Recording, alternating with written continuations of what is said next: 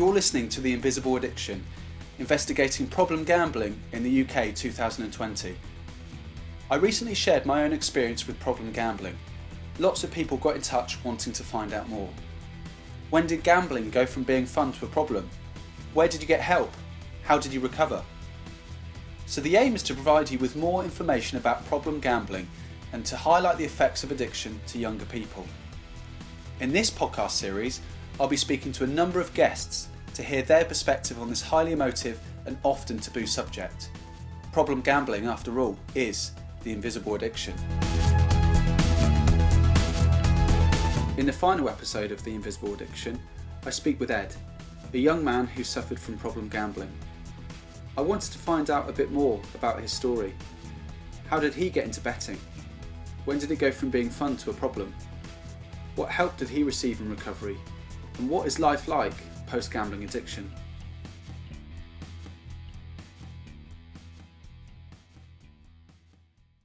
Okay, so joining us on the other end of the line today is Ed, who has very kindly given up his time to talk about his story about gambling and how he got help, and then also the other side of it as well. So, you know, what life is like post-gambling addiction. So, Ed, hi, how are you doing? Very well, thanks. And thank you very much for inviting me on the podcast, Alex. I heard about your story. I listened to yours and I really felt like I wanted to get in touch and also share my story too. That's brilliant. I mean, it's if we can just have a bit more of a conversation today as opposed to like a strict interview. I've people that have listened to the series, I think this is gonna be the last episode. So hopefully by now I've perfected the conversational technique. I'm still working on it, but I don't know if we could tee up the conversation, and as I say, maybe if we could just go through your timeline of events, and obviously I'll just kind of dive in and ask you a few questions, but maybe if we can just have a bit of a back and forth. Is that okay? Yeah, sounds really good. Okay, cool. Well, I don't know if you want to just kick off and just spend a moment or two just talking about, your background and experience, maybe, your upbringing. I don't know. Should we just start? Absolutely. Yeah. And where does the story start? So yeah. Firstly, I'd say I grew up playing every kind of sport imaginable and I'm an extremely competitive person. I've got an older brother. Hi, Will. He's 3.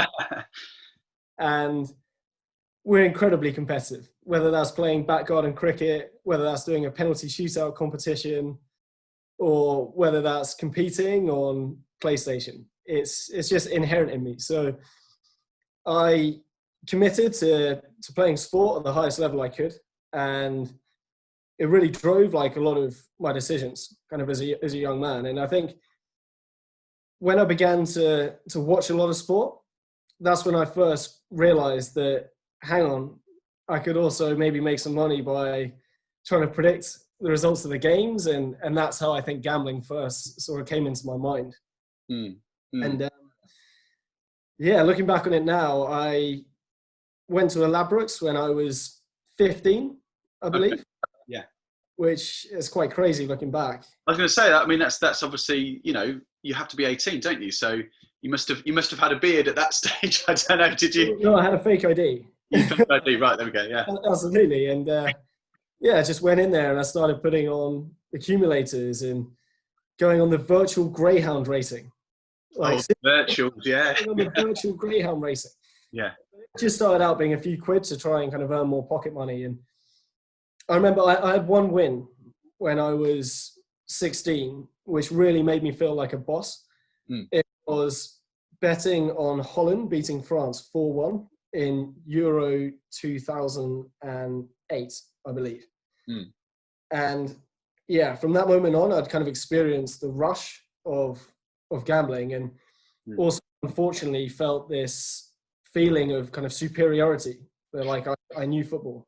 I was going to say, sorry to interrupt you there, but it's you're quite specific there. Like you remember the date, you remember the score. Did you to get a bit more detail? Did you predict the score, or was it just the outcome? I predicted the score, and it was 100-1. Oh my God! I was going to say that would have been a huge win. Yeah. Yeah, it really was, and I've realised that was probably one of the worst things that could have happened to me. Right. And yeah, I remember going down my slip and like picking up the winnings. And as a 16-year-old, I felt like I'd made it. And yeah, from then on, I wouldn't say I was a problem gambler, because from the ages of 16 to 18, I did my A-levels, sort of continued playing sport, everything went well. And then I took a year out after school. And this is when I was sort of cut adrift from like my friend group, and I was working as a waiter in the day and a barman in the evenings. Started getting these tips, and I really looked forward to using up my tip money on gambling. Like that was kind of what I'd do like every day. And it was also when like Betfair was becoming a thing. So I'd go online, and I thought that's a way more sophisticated way of gambling, you know, not just betting, but like trading almost. And yeah, I'd say that's when I began to have phases of it becoming a more serious problem. Like I remember a pile of all my tip money for 6 months in coins and like stacking them. It was 110 quid or so, and I put it on this wild accumulator and lost it all. So yeah, I think it was very much like intertwined with sport in the early years. And also I've always been very entrepreneurial and very ambitious. So if you look at my shelves at home, it's sports autobiographies or business books. I love this story of people struggling and coming through and making like a success of their lives. And like those were the people I emulated. And maybe gambling was a way in which I felt I could differentiate myself and achieve like a level of success kind of without even sort of trying like all those guys have had to. Do you think, sorry to interrupt you there, Ed. I mean, do you think, I mean, for me a little bit, this has sparked quite a few thoughts here, but for me, gambling, you've mentioned about autobiographies. Like for me, I also quite like reading, you know, sporting autobiographies, or, you know, people that have quote unquote made it. And I always feel like part of the narrative, there's like a struggle in there. There's always this kind of thing they had to overcome. I don't know. I mean, for me, it was almost like this kind of self-fulfilling prophecy of like, right, I'm going to start gambling to kind of almost like I knew it was a really kind of odd thing. Like almost I knew it was a problem, but it was like this thing I had to overcome. I don't know. It was this sort of, it's very hard to put into words. So did you feel, do you feel like it was something that you had to overcome, or that was part of the process of being a boss, or, you know what I mean? You know? So I felt like it was a showdown. Yeah. The feeling of having more money than I could afford, backing myself on the outcome of a sports game, gave me that rush that I imagine that sports players have, like when they're filled with adrenaline and about to go on the pitch, or like businessmen when they're about to do a deal. So it's kind of a shortcut of trying to get there. Yeah. And I look back and I realize it's totally fake. And it's just a way of kind of conning yourself that you're doing something of substance that matters. Yeah. But at the time, like that's how it felt to me. And I've always enjoyed taking risks, like as well. So it was a very quick and easy way to sit in my parents' house and think, well, how can I do something exciting that offers me the chance of making money that is going to satisfy my need for risk? Well, why don't I go online and put 150 quid on some random like Serie B game?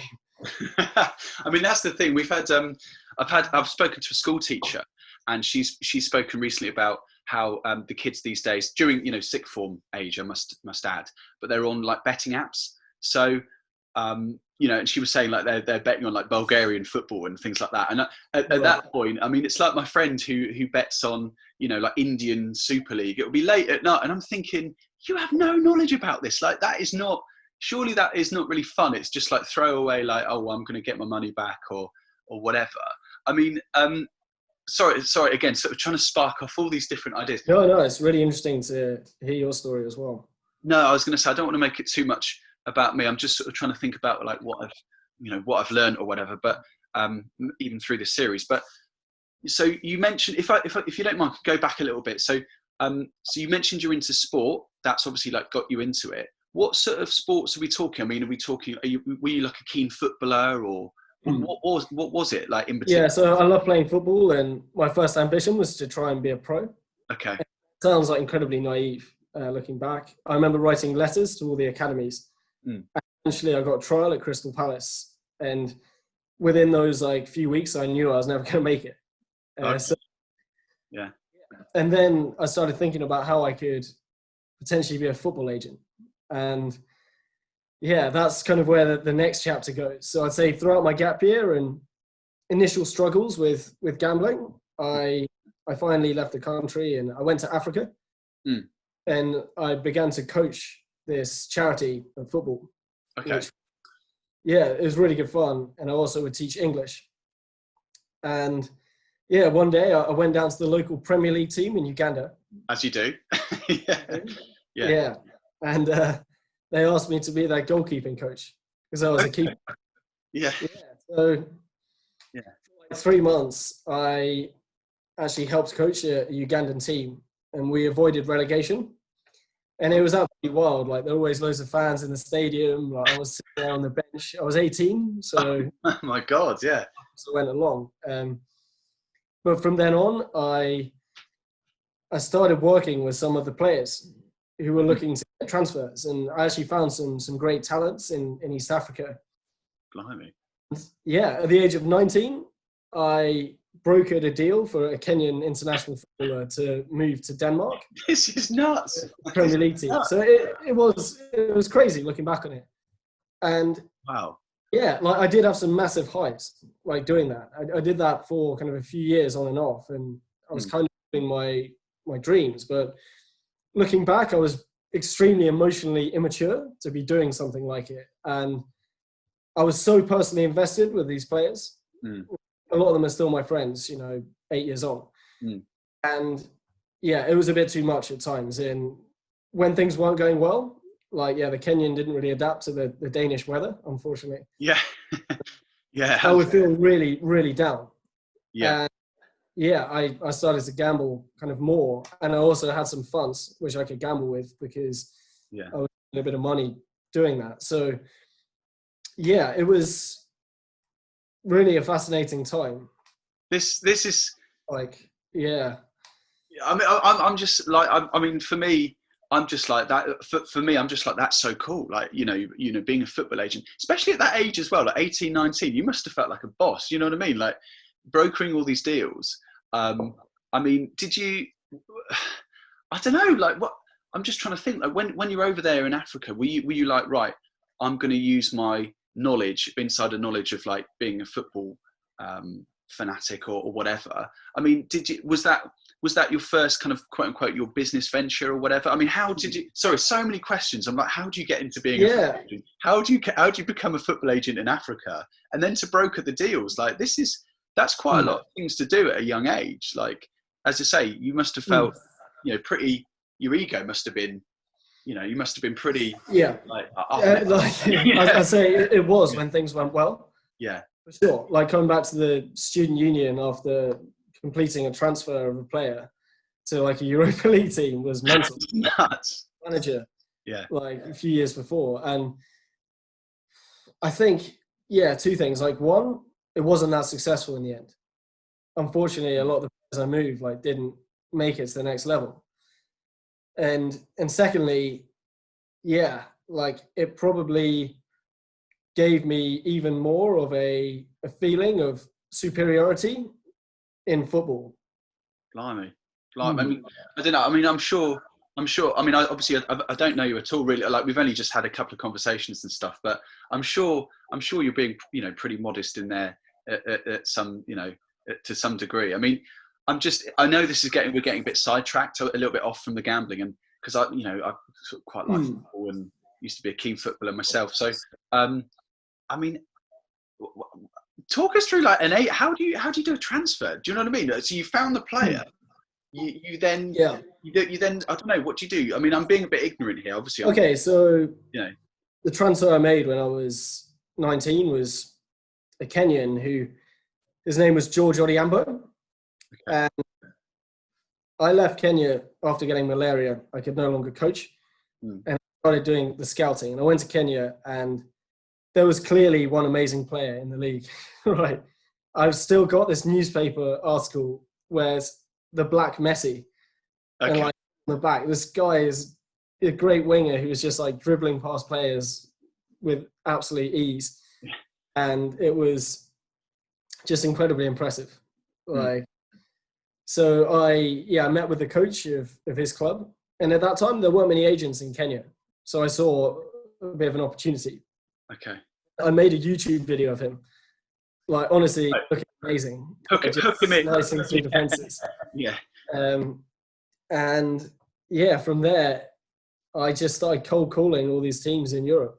And yeah, I called like 105 teams. I had this Excel spreadsheet. I'd just try and speak to these receptionists. And yeah, one was interested. So I organized for those guys to fly to Kenya to watch him play. Yeah. And we had a contract. And yeah, next thing I know, I was in Denmark, and it was finalized. So jeez. It's as simple as that, really. Okay, fair enough. I mean, again, I'm sure you're downplaying it to a degree, but that, yeah, I mean, fair enough. But again, to do that 18, 19, you obviously had that ambition. Was that, again, did you just, you were just exploiting something there to then, did you think at that point it was going to be a career, or was this just very much a side hustle? I think that there are two things. Like I've always been very ambitious. So maybe it's because of my competitiveness. And then the second thing is this was like deeply in my heart, and I'm very like emotionally driven, and I felt like this was almost like destiny. Like if we spoke then, I would have been like, no, I'm moving in East Africa to the Premier League. This, and I think it's that capability to kind of almost dream big and go after something that when it goes wrong can lead to various addictions. And in my case, like gambling. I mean, if we take it onto the gambling, because I mean, I've got a few notes. We had a conversation just for the listeners. We had a conversation the other day, and we sort of shared each other's stories. And so, I mean, in my notes, I've got something like you then went back to university. So you were at university, then you left university, but then you came back. I mean, I don't know if we can. Yeah. So second year of university, I had a period where the football stuff wasn't going very well, and I just got really, really down on myself. And I started gambling like a lot of my student loan. And I started like not attending lectures, not doing any work. And I remember sitting at the kitchen table at home and just thinking, I can't do this. Like it was so heavy. And I felt like I needed to at least get this off my chest, like everything I've been through. So I made this cover story about applying to another uni because I knew I was going to be like kicked out of UCL. And I then tried to like sell that cover story that I was going to have a year out and go to Loughborough, like to everyone around me. Yeah. It's crazy because like I'm a very honest person, believe it or not, but I was so deep in that like gambling hole that I felt I couldn't own up to it. And yeah, everyone was a bit confused. They're like, that's strange. Like, why have you applied to this other uni and had this huge kind of change of heart? Yeah. And I was fishing with my dad one day, and I just felt like I had to tell him because that was the real reason. And yeah, I told him, and he was obviously like incredibly surprised. But he also felt like I should have told him way earlier, and that it would have been kind of safer with him. So like a bit of a burden off my shoulders. And at that time, I actually dated a girl at UCL who was like persuading me to ask if I could have the rest of the year out and then come back to UCL. And I'm really happy I did, because I actually had a great summer where I didn't gamble. I went back to Africa, did some more football stuff. And then the next year I returned to UCL still like feeling good, not gambling. And I had a brilliant like academic year and a half there.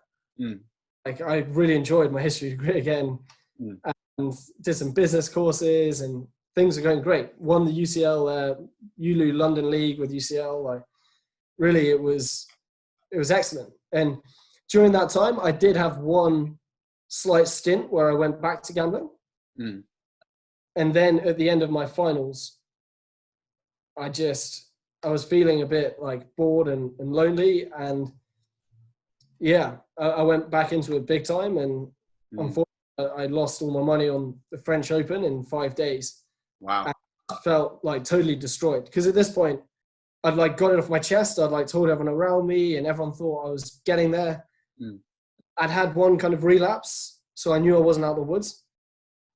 But then to like screw up so spectacularly again, just shows like how kind of pervasive this like addiction is, that a year and a half later, when everything seems to be going great, kind of one bet on the French Open, and then and that was it. So I felt like emotionally completely destroyed, and I'd lost all the money that I was gonna like go traveling with, and all my plans were screwed. So that was probably the worst I've ever felt.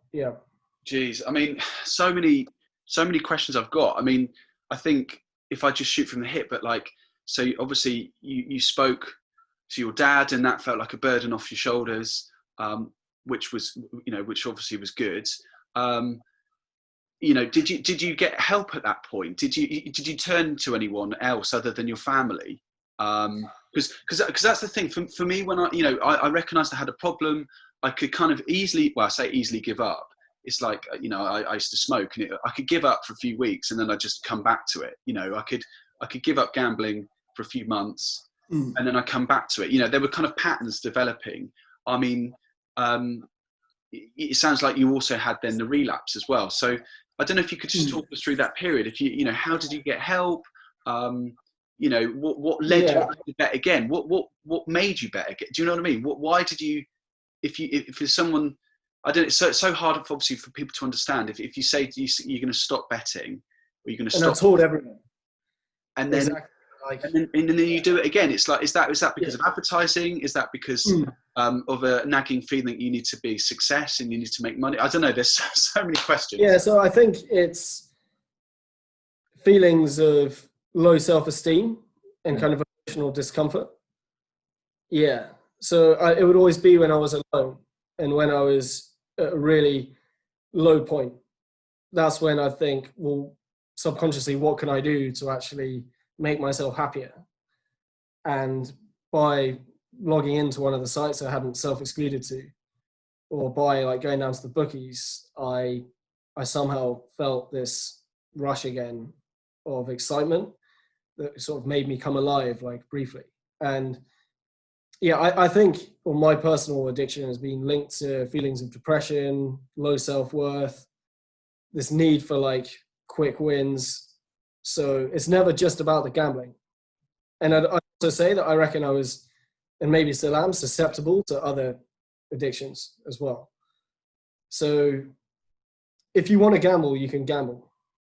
Like, I remember I'd self-excluded from all these sites, and I'd like given my credit card to my brother and stuff. So it should have been really hard for me to do. But I found these vouchers called UCash vouchers. Okay. And I could load them up at like news agents, and then I could use them to like bypass all the credit checks. So when you're so on it, and you know this, like nothing will stop you. It could be the Bulgarian 3rd division. And that's why, like, with that, so much advertising, with so much accessibility, the onus is actually, I think, also got to be on individual responsibility rather than just like changing the external stimulus. And help, like at that stage, one thing that had helped me, and I'd recommend for anyone who's like really feeling down, is a live text counseling through GAM. Like I went on their site when I was Sorry, Ed, I don't know if that cut out. Sorry, who's that through? I think it's GAM Care. Okay, it's independent like gambling help charity, and just having live text, because I don't think I was ready to like talk to anyone. But having an instant message chat like with a counselor at the very moment that I was feeling really low, I think that helps me like quite a bit. So that was a good kind of first port of call. And from then on, it was really tricky because I don't think anyone around me, and especially my family, like they didn't know much about like the nature of an addiction. And there were like some initiatives, like I'd asked my brother to like host some of my money, for instance, so I wouldn't be tempted to gamble it. And he would like periodically check on me, and he was really brilliant. He's an amazing brother and really supportive. But I'm not sure, like at that stage, my family and friends knew how insidious it was. Mm. I think there was a feeling that, okay, well, Ed screwed up massively, but like now he's fine, basically. Whereas actually, at that stage, I didn't deal with any of the underlying emotional issues, and I didn't really meet any other people who had kind of addiction problems. Mm. So yeah, also because I can present well, you know, and Yeah. you know, a nice middle class boy, like no one really expects me to have these kind of really inflicting issues. Yeah, no, problem. I think you can probably I can totally relate to everything you've just said. Totally relate to it. You know, if I think back, I think I mean that's the thing. It is the invisible addiction. Nobody knows. Like maybe you behave. You know, you can put on a brave face, but like at the time, you know that there's quite a lot of destruction going on. But I don't know. For me, it was just like, oh, I've just lost a load of money. It was just like I've lost. It's only money that I've lost. You know, but actually, what was that leading me to? I mean, it's like another thing that sprung up. I was speaking to a friend yesterday on the phone, and he was saying, I think that he was feeling particularly low, you know, just stressed at work or whatever, and lockdown getting to him, and he's not able to see his girlfriend or whatever. But he was like, yeah, I was really tempted. It was just like, oh, it's just got to the point where I'm just now really just tempted to just log on to a betting casino and just go on the roulette for a bit. And I guess that was the thing for me. That's why I can resonate with what you've just said, is because when I would feel rubbish, often I would then go and gamble to kind of have that, as you say, to have that spike of adrenaline, that spike of I feel rubbish, but now I'm going to feel kind of quite good about myself. And I think for me, the hard thing coming out of the addiction or getting help or the road of recovery or whatever is understanding that there are days where you're just not going to feel very good. Maybe you didn't sleep well. You know, you're a bit stressed, and it's just understanding and checking in with those emotions and knowing, right, it's just one of those days. Whereas I think back then I didn't have an identity. It's like I've spoken to a trained hypnotherapist, and I think there's so many different layers of like the depression, the secretive side of it, lying to your family, lying to everybody, lying to yourself, and just like the shame it brings. So I mean, I can, you know, and then the loss of identity of like, well, hang on, who am I? You know, like, am I just tied up from this addiction? Yeah, 100%. I can really resonate with that. Yeah, because I remember this feeling of just like enormous emptiness and constant questioning of what I was doing in my life, and it seemed to give it a meaning to have like these huge bets on. And it's the same as the last scene of Uncut Gems, this movie on Netflix, which I think is a great portrayal of gambling addiction. I've not seen that. What's that about? Yeah, so gambling, sorry to interrupt you there. Yeah, so it's about a guy who is a jeweler to high-end clients, but he's also a gambling addict. And I think it really portrays the need for this like rush and showdown where like nothing else matters. And for me, like, I'm ashamed to say, well, I'm not ashamed because I'm trying to remove shame from my life. Sure. Because I know that's a big key sort of part of my depressive tendencies at times. So I knew that I would reject going on nights out and seeing my mates, like, in favor of sitting at home and betting. And I guess one of the sad things when I look back is I have had a great life so far, and you know, uni was fun in between these periods. Played football, it was great, but I think I've missed a lot of good times, you know, because I was so obsessed with gambling, and because it was constantly on my mind, and it was constantly preoccupying me. Like, I could have done so much more. So much more, like, positive things. Yeah, made more friends, like had better times, and more people. And yeah, so that's quite sad looking back, but yeah, we can only kind of learn and look forward. And yeah. for me, the turning point for good was June the 7th, 2014. Okay. Yeah, so that's when I kind of came clean about this like huge like binge where I massively relapsed and let everyone down. And yeah, from then on, like I knew it needed to change for good. Like I knew it. And it's the feeling of rock bottom. Some people say like, well, when you're there, you know, there is only one way up, and that's up. Yeah. So I went to some meetings through Gamblers Anonymous, and I'd say I felt a huge relief going to the first one, because being in a room with other people who had faced similar problems was, yeah, it was just incredibly like humbling, and made me feel like, well, I'm not alone. Like other people have actually faced this issue, and some of them have, you know, found a way to recover to an extent. So yeah, that was a good step. And it was also a good sort of accountability program to go to a meeting once a week and to check in, like especially the early stages.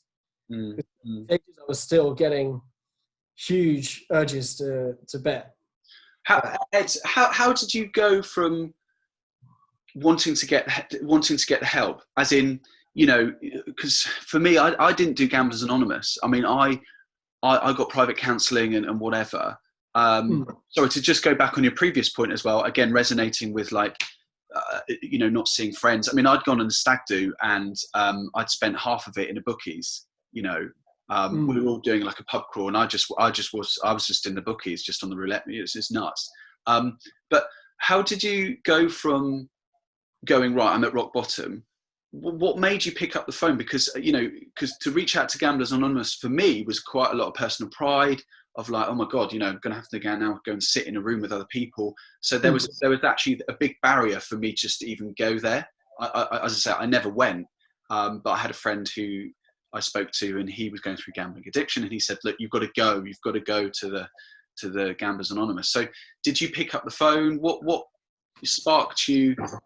You know, what can you just sort of describe how you felt like going to the meeting, or what that was like? Because you've spoken about how that made you feel, and it was comforting, and you gained reassurance. So how, do you know what I mean?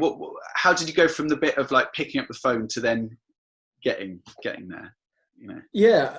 Firstly, I think I found out about like 12-step meetings through movies. Okay. TV series. So like in The West Wing, for instance.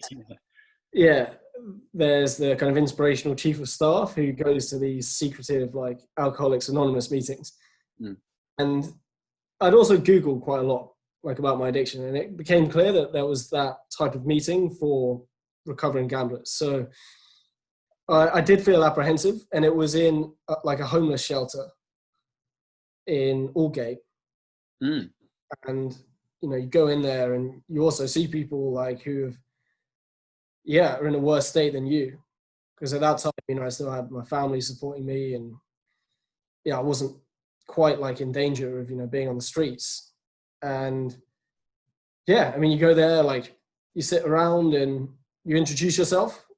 So you say like, hi, I'm Ed, I'm a compulsive gambler, and I last bet on X day. And I like that idea for accountability. And then you'd go through this like book that they have where it's essentially a guidance for breaking out from addiction and to move on like in your life. And then people would speak about their stories like one by one. And by the way, like the reason I'm saying this is I don't really agree that everything should be like super secretive around like Gamblers Anonymous or Narcotics Anonymous or Alcoholics Anonymous. I won't obviously say individual names, and I think a lot of people do want to protect their identity, but there's no need for like a secrecy around what happens there, because maybe it discourages people from actually going. So so they follow like a very similar pattern, and I'd say like I related to some of the stories. It was mostly like older guys there. and a lot of people have like quit gambling and been clean for like 15 years or so. Wow. A bit of a kind of hierarchy, like in those meetings. Okay. Well. Is it men, women? You know, can we talk about the demographic? I mean, again, sort of making observations. Are we talking like what backgrounds these people are? I mean, we're just talking everything. You know, what sort of spectrum? Yeah, so I'd say one of its sort of pluses is that because there are people of widely different backgrounds, from your kind of investment banker who's become addicted to the markets, like literally guys who have just come out of prison. Yeah, it does give a kind of leveling feel to it. Yeah, I'd say mostly skews like men. I know now they are doing some like women's based groups, which is great. Yeah, I was the youngest person in the room pretty much every week. And how old were you there, Ed, in 2014? 22, 23. Oh wow, yeah, that is young. Yeah, that is very young. Yeah.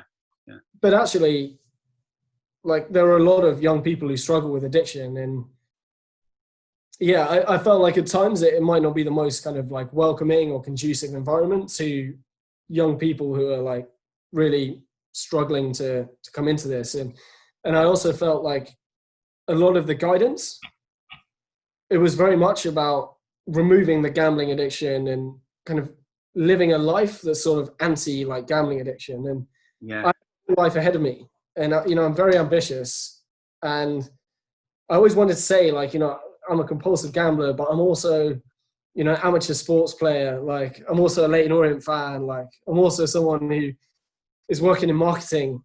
And even now, you know, I go to a few meetings, and I don't like the idea of, you know, just being defined by an addiction. And I like the idea of, you know, having a positive, compelling future to look forward to. Other than just, okay, today I'm not going to gamble. It's going to be well, today I'm going to exercise and I'm going to meet my friends, and it's about. And I definitely, I needed to go to the meetings. It helped me. Like in general, I'm in favor of them, and I'd recommend them to people who are struggling alone, especially.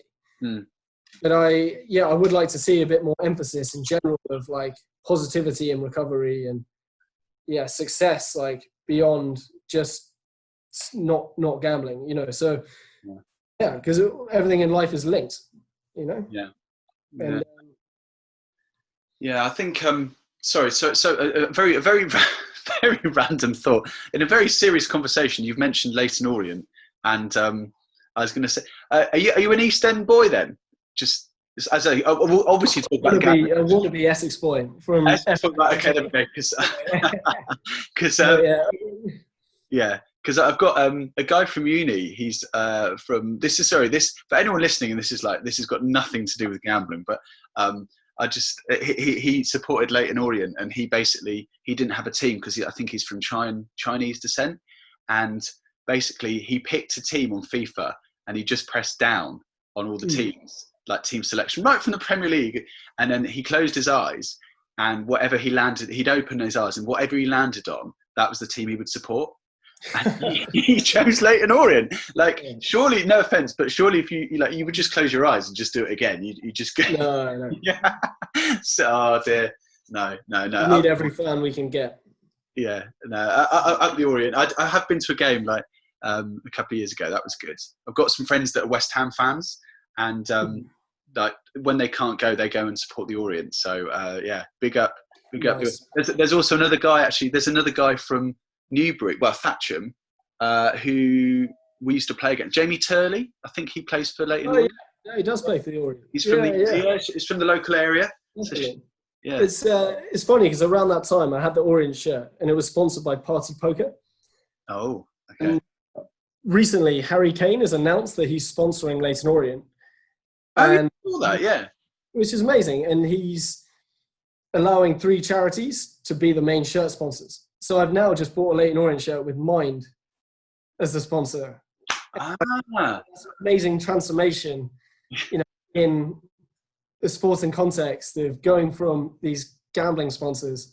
I mean, both our views on these are, you know, that they're parasites who obviously getting people into gambling and just generally not positive forces in society.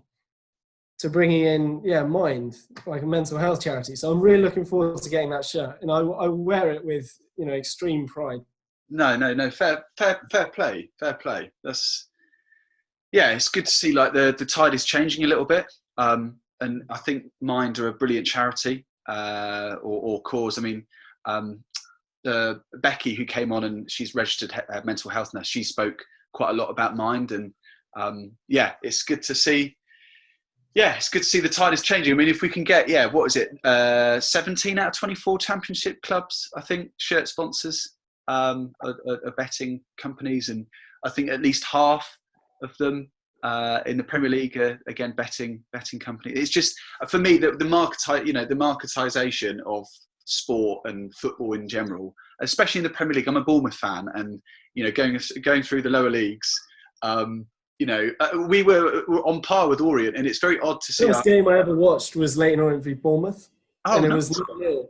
Yeah, and it was been around 2005 when we were both in the lower leagues. So, yeah. I mean, just to see us. But then in the Premier League, I mean, I don't know if it's the fact that there's VAR or, as I say, just the marketisation of just bloody gambling adverts. Every time you reach, it's frigging, what's his name, Ray, whatever his name is, Roy, you. And I'm just Ray Winston. I was just like, I don't want to see that. I don't want to, I'm now looking at watching games, and I'm like, if I, this is only a year or two ago, I'm when I was still betting, I would bet like on both teams to score, Bournemouth, and I'd be glad if the other team scored and took the lead, because I'd be like, well, at least I'm going to win my bet. I mean, it's just like, it's madness. It's just madness, I don't play fantasy football because you just watch it and you're just like, oh, I wish Kevin De Bruyne is going to run down the right and maybe he's going to get an assist. Like, rediscovering the beauty of watching sport without gambling has been, just like a revelation, in the last 6 years. So, so I'm a marketer right now, and I've worked in marketing literally since the year I quit gambling, and it means that I understand the power of, putting out ads and changing behaviors. And I probably wouldn't, if I was in charge of the country, which is unlikely, I wouldn't. You never know. Because a lot of people do gamble moderately and have like some sense of enjoyment from it.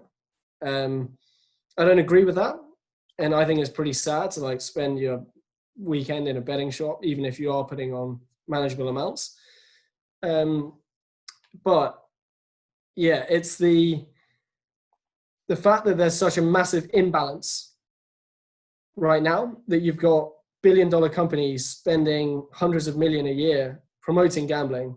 And on the other side of the pendulum, you've got maybe like a couple of charities that we're aware of spending a couple of grand a year speaking about the ills of gambling. So it's not really an either or, but it's how do you swing the pendulum? And I know there are a lot of disclaimers on betting websites, bet responsibly, when the fun stops, stop. But I think we both know that to people in our position, like that's no hindrance, and it needs to be a lot more like hard hitting. So like on cigarette packets, when you see people with like screwed up teeth and heightened issues with lung cancer, like I think that for people who are betting certain amounts on online sites, then there should be pop-ups like with examples of people who have ruined their lives from gambling. Yeah. That's the equivalent. And at the moment, the pendulum is far too much on the other side. And that's partly why I want to tell my story and try and use some of my marketing skills picked up to be able to create awareness and do something to like redress that balance. Yeah. Sure. I mean, well, again, as always, a lot of things that like been sparked there. I mean, we'll come on to it because again, for the listeners, Ed, you've set up Now We Win, a sort of social enterprise clothing brand and stuff. We'll come on to that in a minute, but I mean, obviously we can get a little bit political here. I mean, I probably if for people that have listened to all of these episodes, I say the same thing, I think, in every single one. But it amazes me. 2013 was gambling addiction was seen as a problem kind of thing in this country, the same as drug and alcohol misuse. Again, I don't know the stats exactly, but I think if you go on Gambling with Lives, I think we've both spoken about our fondness for their cause and stuff. But if you go on their website, they've got some facts as well. And one of the facts, I think, was they were saying, again, don't quote me on this, but I think it was like 14-ish billion the gambling betting industry was worth. Yeah, I think they've only spent, like you've just said, you know, the imbalance, they've only just, I think, spent about 8 million on like research and development and education. So, I mean, another thing to come out of this is quite positive, and I'm pretty damning of you know, the political situation, and especially with gambling. You know, like we say, the hypocrisy of when the fun stop, and things like that. But there are, again, Becky was saying this, the registered mental health nurse was saying that actually, but I think by 2024, they're setting up actual NHS clinics for tackling gambling problems. So I think they've got the first one up in Leeds that's recently open, which is good to see. But yeah, I mean, yeah, it's like what, I mean, you know, another thing about the TV adverts, TV and radio, like they've banned like betting adverts, not about 90% of the adverts that we see, but yet there's still stuff for like bingo and other things. Again, they're trying to sort of talk about like being responsible, but like the stats at the moment are pretty alarming during lockdown. Like they have gone up, like people that are into gambling. And you know, I do wonder. It's like I'm posing that classic kind of journalist sort of like, I do wonder, you know, what the future will bring and what this means. So I don't know what. So kind of to come full circle on my point. So tell us more about your cause that you're doing right now. So Now We Win, stuff like that. Yeah. So I think, you know, I was fortunate, and like I know that if the circumstances had been different, like I could have completely ruined my life. Yeah, so luckily, you know, I had support around me. I had my family, and after that massive gambling binge and kind of coming clean again, I managed to do a master's in business, and I then got a bit of a dream job. I worked for Adidas. Oh, nice. And I've now set up a marketing consultancy. So yeah, you know, things have generally gone like well since I stopped gambling. And yeah, I've always wanted to tell my story, at the least to try and like raise awareness, but also to try and do something to support young people who were kind of in the position that we were, in getting more support and being part of a community. And yeah, one like personal mantra that I've had is like, quit gambling, start winning, basically. And I had the idea for originally a sports brand called Now We Win, which it would raise awareness of the cause, but also use sport as a way to help people out of addiction. And that can be through funding group workouts for young people. And it can be about really reclaiming sport from, as you said, the pervasiveness of gambling. And that's something I'm beginning to develop right now, because I have some time and I feel like I'm in a position to be able to do it, and I have the confidence to share my story. So at the moment with Now We Win, we are exploring different products. We've been speaking with some sports players who have also recovered from addiction. Okay. Which is absolutely great. And they're kind of willing to promote the cause as well. And one of the key things I'm trying to do here is to give like an aspirational message of we will have our ups and downs, like whether addiction related or not. But together, you know, through sport and through community, like we can begin to achieve. Yeah. And for me, exercise has been like integral to breaking out of any period of depression I've ever had. And my life is just a million times better, like when I'm exercising. So even this morning, I didn't feel that good. And I woke up early, posted on LinkedIn, was a bit phone addicted for a few hours. But before this interview, I made myself do a 15-minute HIIT class. And just that 15 minutes has like transformed my mood. Yeah. me some like self-esteem and probably help this conversation. So, exercise is available for everyone, and it's not just about like getting a six-pack or, being the best. It's about being the best you can be. And like, that's the message that I want to try and promote, like with my brand. And that's why I'm motivated to do it. That sounds brilliant. Sounds absolutely brilliant. And yeah, I can't help but support everything that you're doing. I think it's absolutely brilliant, Ed. I think you're so right with exercise. Recently had, not through the podcast, gambling podcast series, but I had a personal trainer who came on and spoke about that. And like you say, just the self-esteem aspect, that, builds you back up and how much it makes you feel better. I mean, to touch on a little bit of like your previous point a few months ago, and you were saying about, the traits of a gambler, as it were, if you're at Gamblers Anonymous, they're thinking about trying to kind of, bash it out of you, and that's a separate thing. It's like someone, a reformed alcoholic, right? I can never touch alcohol again. And it actually seems to be this thing that they just kind of carry around with them, this baggage, this sort of Jekyll and Hyde kind of personality, or this, this difference. So, I mean, I know in our conversation the other day, you spoke about actually what is needed for someone like yourself, who's taking risks, who's being creative.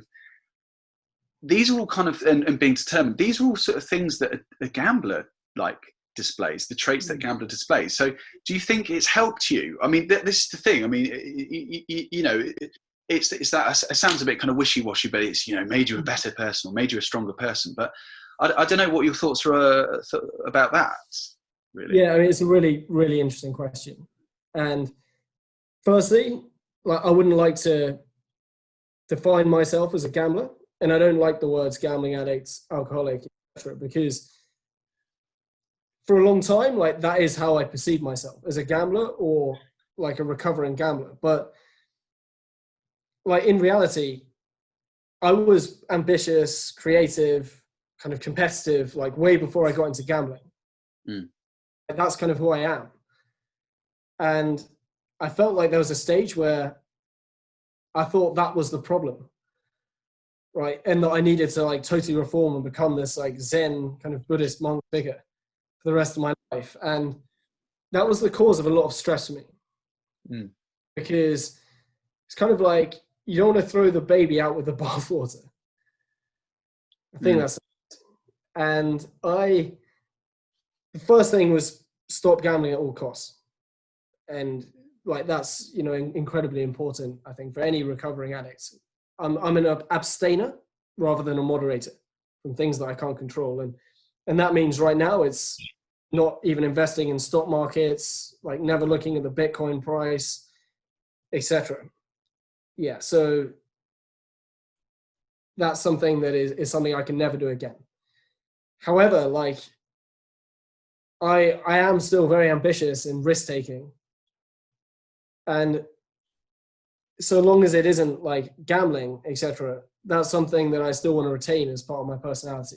And partly why I'm doing this startup, like Now We Win, is partly why I've taken massive risks to move to Germany and kind of start a new life, like with Adidas. So, and it's brought me like a lot of fulfillment and successes.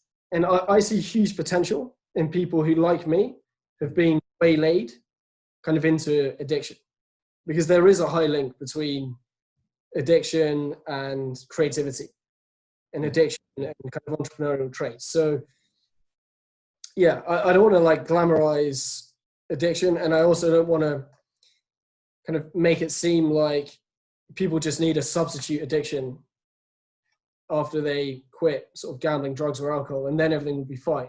Yeah.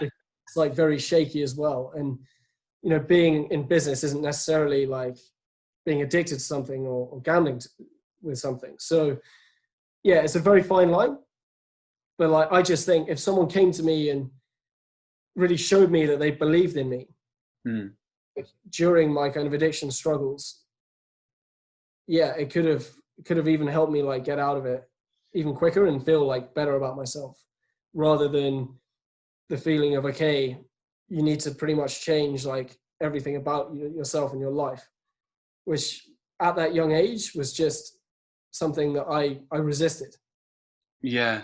Yeah, no, really interesting point that you've made there. I mean, again, spoken to a trained hypnotherapist, and he was saying, to get under all of these layers of guilt and shame and depression and everything else that it brings, the financial debts and stuff like that, is he actually tries to get to the root of the problem.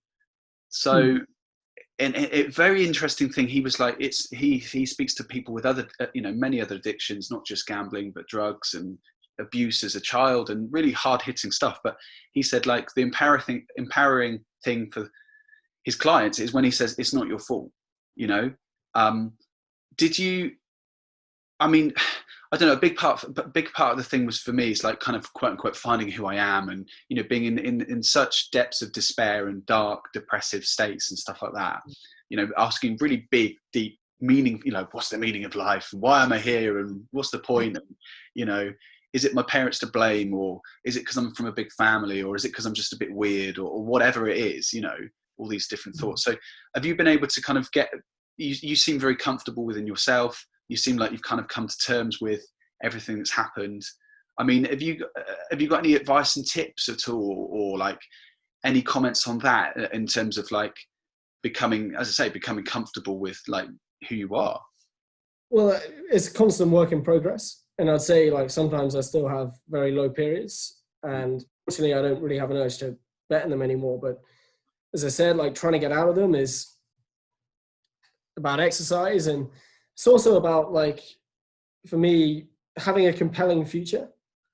And it's the idea of like being, forward looking, is having things to look forward to, is, really living and kind of believing in whatever you want to achieve. So yeah, that's very important. And the point you touched on kind of shame in general, I'd say is pretty key too. Like, I read an article saying that people's brains only fully develop by like the age of 25. And I'd read that article when I was 22, 23 and struggling with this addiction, because that would have been like an it's not your fault moment. That would have made me think, okay, I've screwed up, like, but I'm still developing, like, I can get out of this, rather than, this is kind of the end of my life and everything I've done has been terrible and I'm 23 and I'm still like screwing up. So yeah, that mantra of it's not your fault is hugely helpful. And yeah, I think shame is a huge driver of sadness, depression, anxiety. And as a society, if we can be more open and welcoming, to people to speak about their feelings, but also more supportive, to the mate who's like started a business venture, or, to your friend who's doing something a bit like quirky and weird, it means the world to them if you can just say some supportive words, or like their posts and, really back them rather than just be kind of cynical. So it's so true. That is so true. I think it's oh man, I mean, I can't tell you how much. Sorry, I can't get the words out. No, I mean that is so true. I mean, in my case, doing the gambling, I released the podcast about talking about my gambling thing, my addiction, and on the one hand, I was kind of going, this is just batshit crazy, like this is just ridiculous, very self-centered or whatever. But on the other flip side, it was actually really empowering, and it felt like a massive burden or weight off my shoulders, and there were so many words of encouragement and support, and it kind of, it's so true. I mean, I'm not looking to blame my I feel like I'm calling her out, my mother, but she's very much, because I kind of get addicted to stuff in terms of, or obsessive, maybe that's the word I should be using. So it's kind of like, oh yeah, you're going to do this, and I just know that after a while it will just fade out, and like, I support you, but I don't really see it lasting. It's that kind of, I don't think it's a British attitude of like, well done, kind of little pat on the back, well done you, but it ain't going to last. And I feel like people kind of try and put you in this box, and it's like, no, you'll stay there. There's your glass ceiling. Like you're only this. Okay. And I just think it's really important, as I say, just a word of encouragement or support, or just even someone to go, what you're doing is great. keep doing it. That is all that's needed, I think, in my opinion. It won't last as well, right? Yeah. There's a chance it won't, but you've got to give it a go. And I just think you've got to embrace this more like experimental learning mindset. Rather than, sitting there being cynical, oh, he's gone for his... I've had so many like failed business ventures already, and I've had so many like things that haven't come off, but like things that have, I'm immensely proud of. I did do some football deals, and I got pretty much my dream job at Adidas, like working in football because of that. So at the time, a few of my mates might have said, oh, none of Ed's players are performing well in Scandinavia, like what a failure. Well, actually, it was the thing that set me apart when I was in Germany up against, hundreds of people trying to get this job. So yeah, I think it's a cliche, but success is the result of being willing to fail. And I wish people just like lived it more. It's so true. I think is it Michael Jordan? I've been watching Michael Jordan's documentary on Netflix and stuff. And again, I don't know if it's from that or from a previous quote or whatever. He sort of said, again, I'm paraphrasing, but it's like, for every hoop that you've seen me shoot, I've missed 10 in training or whatever it is. So yeah, I mean, again, getting a bit wishy-washy, but I totally agree. It's like, failure makes you stronger or whatever, and I think that's, I don't know, have you got anything else to say? I mean, I feel like we've covered off an awful lot. I mean, is there anything, I'm just trying to think about wrapping up now, but is there anything that you want to mention that you haven't mentioned, or you'd like to take an opportunity to talk about before we wrap things up?